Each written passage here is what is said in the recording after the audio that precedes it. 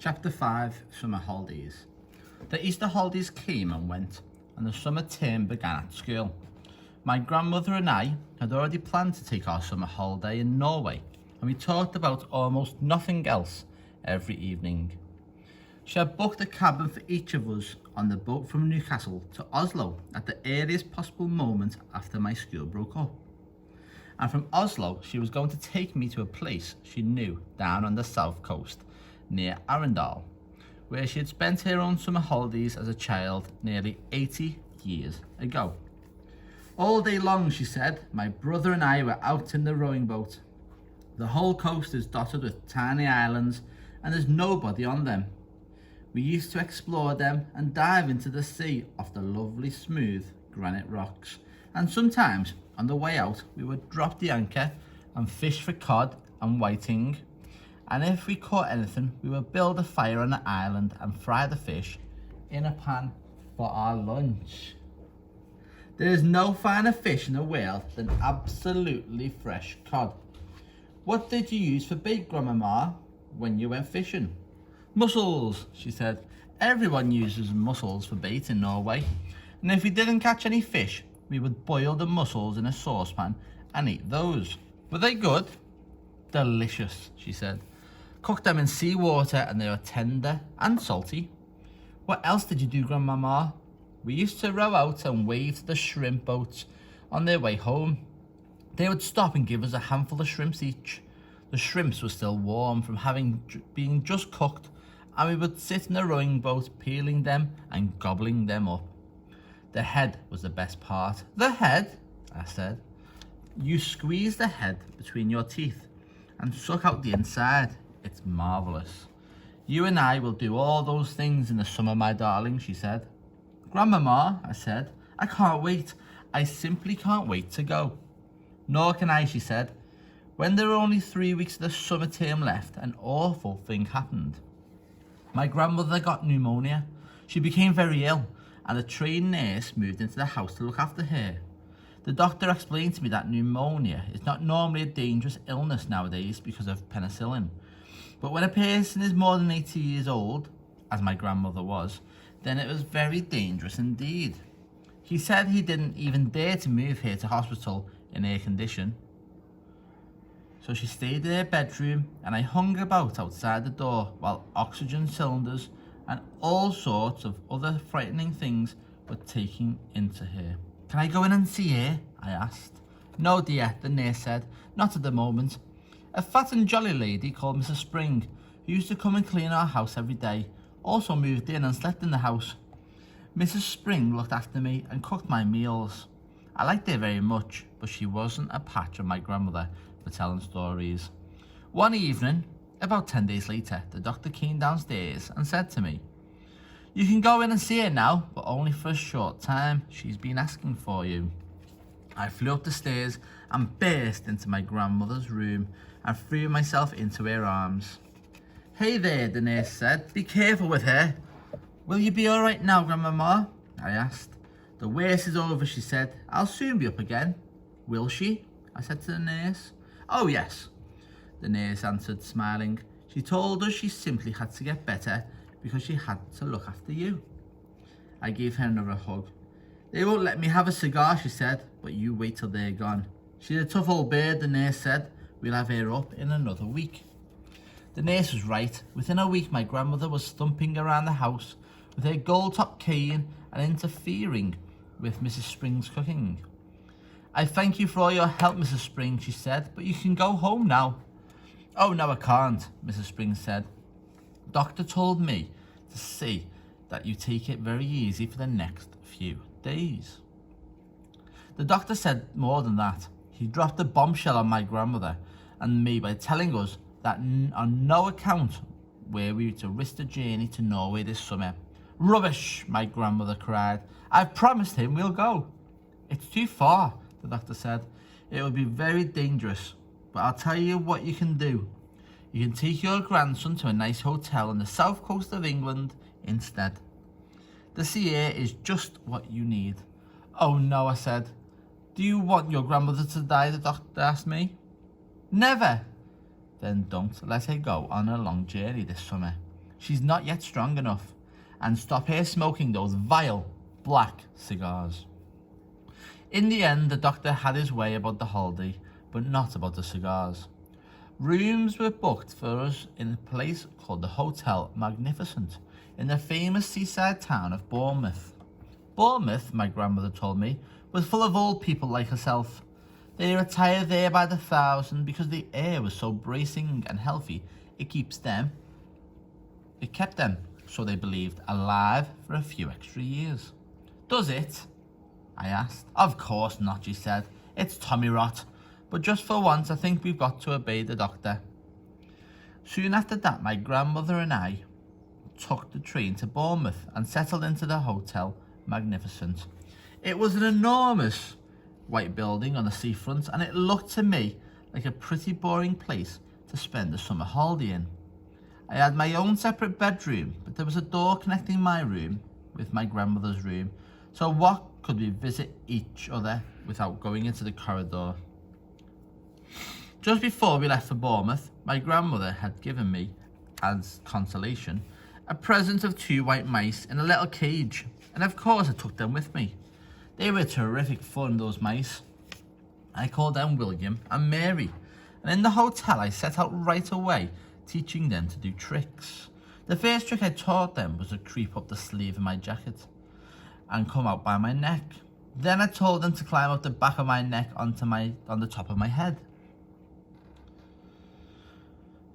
I did this by putting cake crumbs in my hair.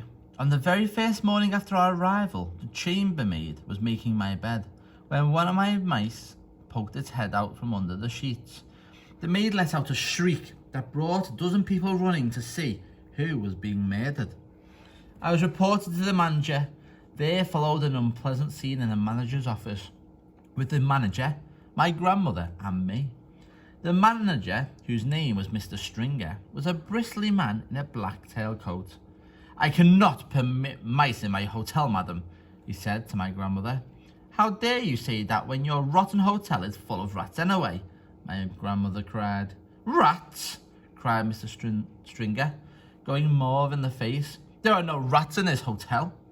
"I saw one this morning," my grandmother said. "It was running down the corridor into the kitchen." "That is not true," cried Mr. Stringer.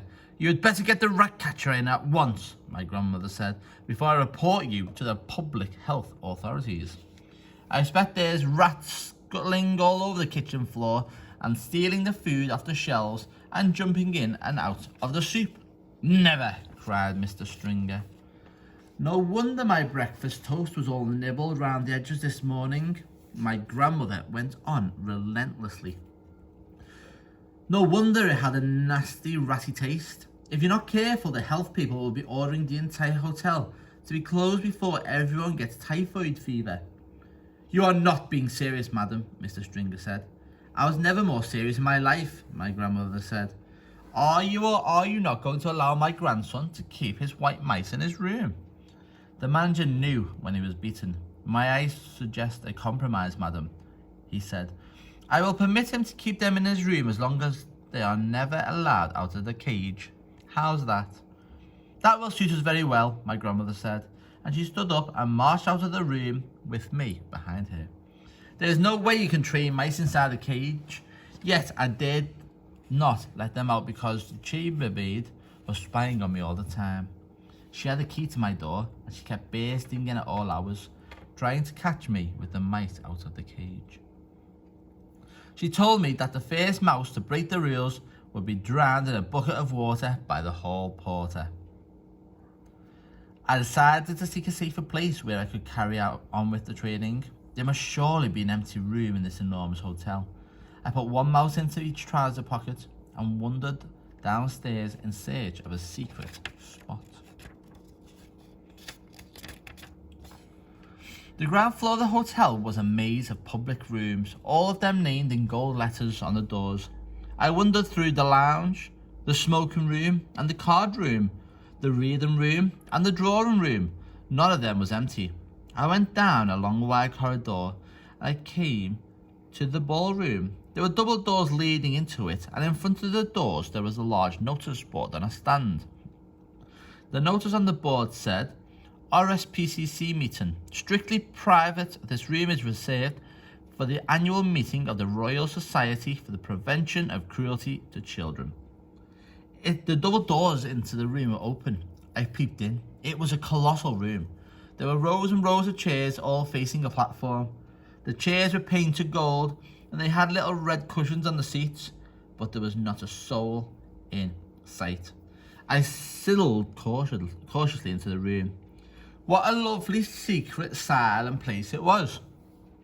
The meeting of the Royal Society for the Prevention of Cruelty to Children must have taken place earlier in the day.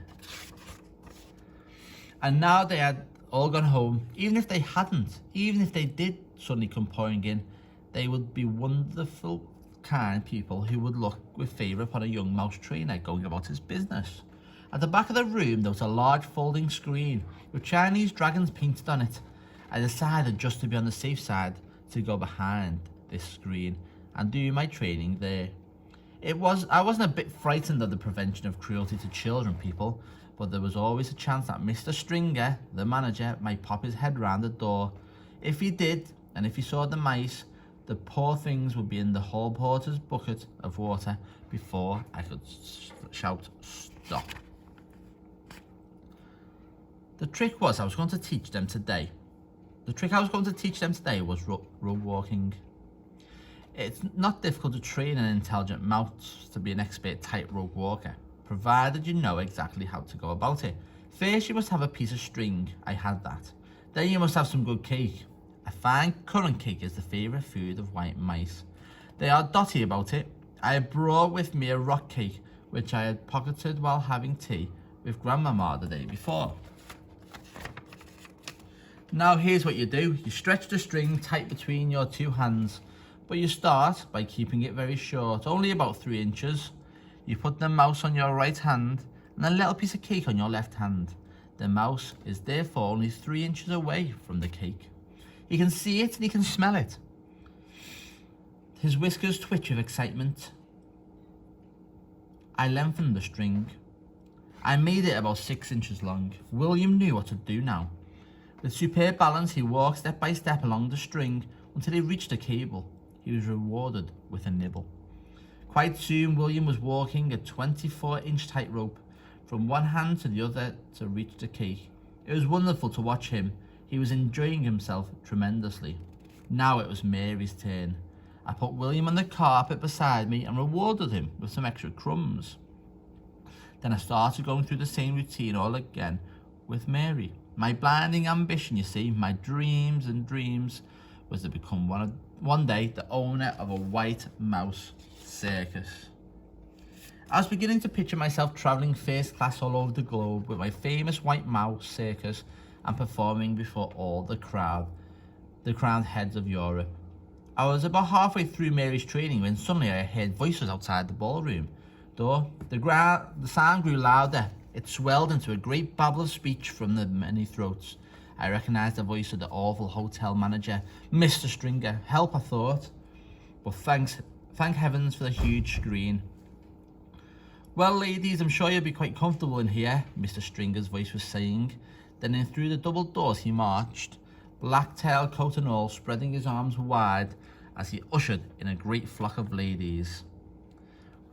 He bowed and scraped himself out of the room as a vast herd of ladies from the Royal Society for the Prevention of Cruelty to Children came streaming in.